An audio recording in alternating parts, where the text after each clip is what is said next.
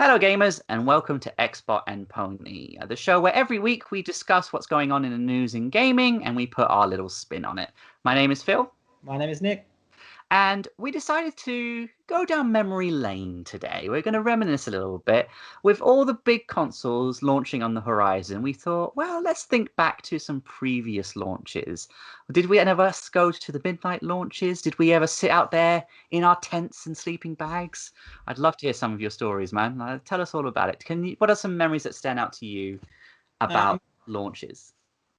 I'm going to start. So, didn't have a lot of money growing up. So, console launches when we were younger didn't really happen. You always played other people's consoles and got one. Eventually, the first console I would have got, I'm trying to think now, wasn't 64. I had to save up for that one. It would have been the GameCube.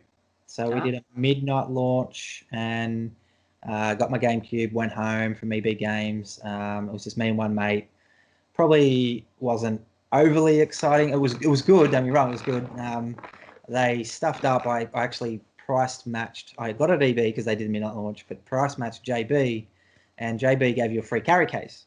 No, not carry case. It was a free accessory or something, and I got it.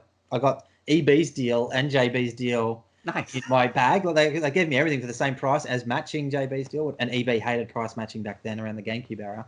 But I got a component cable and a few other things. So. But it was good. There was a lot of nerds. It was really, really nerdy back then. Like these guys were full on geeks in the lineup, and there's probably 15 people. And yeah, I went home by myself and played by myself. What games did you get it with it at launch?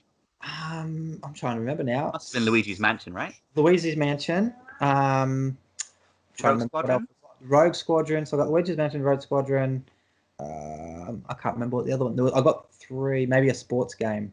I think it was a sports game, but I remember I got 3 games, and it was Rogue Squadron, Luigi's Mansion. I'm trying to remember, it was so long ago, but yeah, and I think I went home straight away and played Rogue Squadron. That was the one I played straight away. Stayed up till probably 4 or 5 o'clock in the morning playing that. So it was pretty cool. The big one was the Wii, though. We did the same thing, EB Games.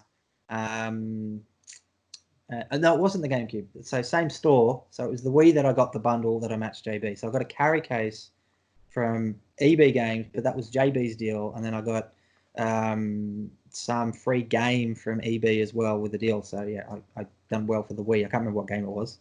It wasn't anything good. It's EB. Yeah. But that was Zelda, right? Wasn't it Twilight Princess that was a launch title? Yes. Yeah. Twilight Princess. I think that might have actually been bundled in.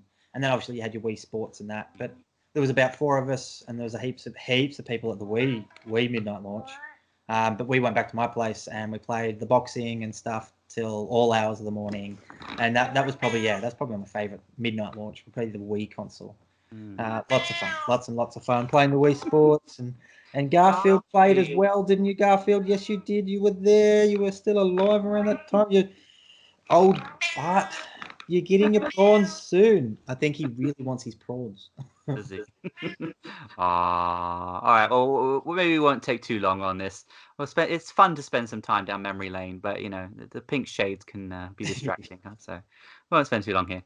Midnight launches. So I think unintentionally, I got a console at launch, and you can see it actually behind me. That'd be that Dreamcast. It is the Dreamcast. So if you can imagine, at the time, my parents had recently separated, and my uncle wanted to do something nice for us, and my brother and I, we mostly stuck to old consoles at the time. Like we had a Mega Drive, we had a Master System for a while, but we never had anything new. They were too expensive, right? You never got anything.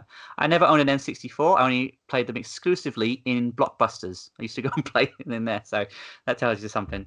But he got us a Dreamcast at launch and just arrived with it at the house to cheer us up and to give us something to play. We had Sonic Adventure, and I think Sega Rally 2, I think was the other one that we had at launch. And I remember so clearly because he'd wrapped everything and he gave my brother and I the one that had Sonic, the package that had Sonic Adventure in it. And we opened it together and we looked at it really confused because we were like, but we don't own a Dreamcast. And then he went, well, and both there you and go. our faces just lit up and just blew up. So that was a really, really happy memory that he'd done Yeah, that for us. awesome. So that was really cool. But I actually didn't go to a midnight launch until the Switch. Oh, there you go. So That's that was my recent. first one. Yeah. Yeah. Basically, I never had enough money to get consoles. Oh, it's not. Yeah, it's not cheap. Like, yeah, No. yeah. Um, People don't realize it's an expensive hobby. It is an expensive hobby, yeah. But it was quite nice because it was local EB Games, and I showed up because I think they technically opened 2 hours early, so you could buy everything Yes. that you wanted, but then you wouldn't get it until You had to wait till the clock midnight. ticked Yeah, over, so they didn't get their fines. Yeah. yeah, exactly right.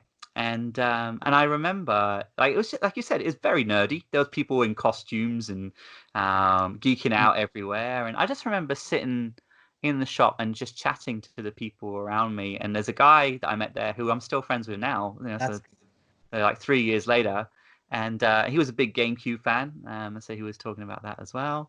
But yeah, I liked that excitement of it. It was very, very nerdy, but so much fun. yeah. And like you, took it home. I had work the next day, but played until about 3, 4 in the morning. Not Mario. I Yeah. played Zelda. That was it. It Zelda. was Breath of the Wild. Um, so yeah, some good happy memories, definitely. Yeah, midnight launches are fun. I had to do software launches for JB Hi-Fi when I was working there as manager. So you'd come in and do half a shift and get, well, I'm only in a little store in Newcastle, but I had about 200 pre-orders for Call of Duty. So you can imagine Yeah. sticky taping people's names on a piece of paper, printing them out, then sticky taping them to each individual copy.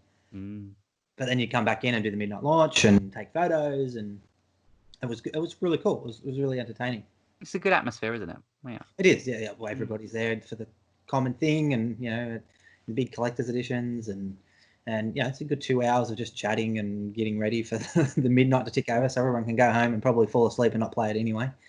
But yeah, it's fun. The midnight launches are fun. They're very disappointing when they stop doing a lot of them, to be honest. Obviously it has to be worth the retailer's money, because if they're only going to get 10 people show up, then there's no point. So. I'll be curious if under COVID, if people will do these big events at midnight. Yeah.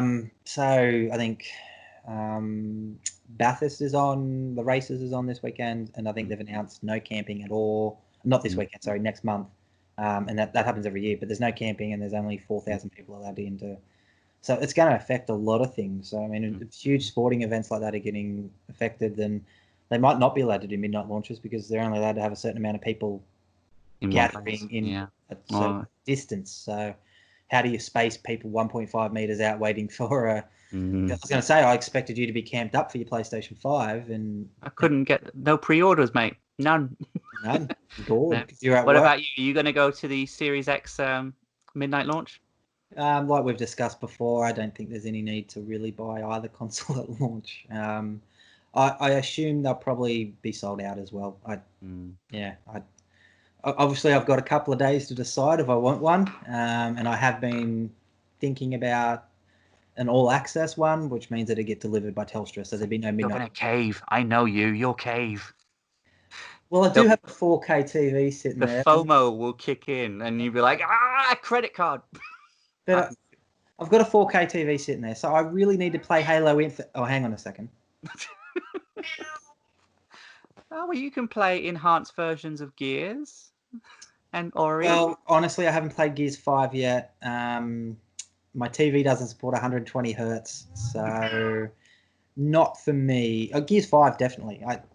I'm holding off deliberately for that. So I do have another game on Series X to play when I do get one, and I'll probably try play through it in co-op as well, because you'll have a Series X by the time that happens as well.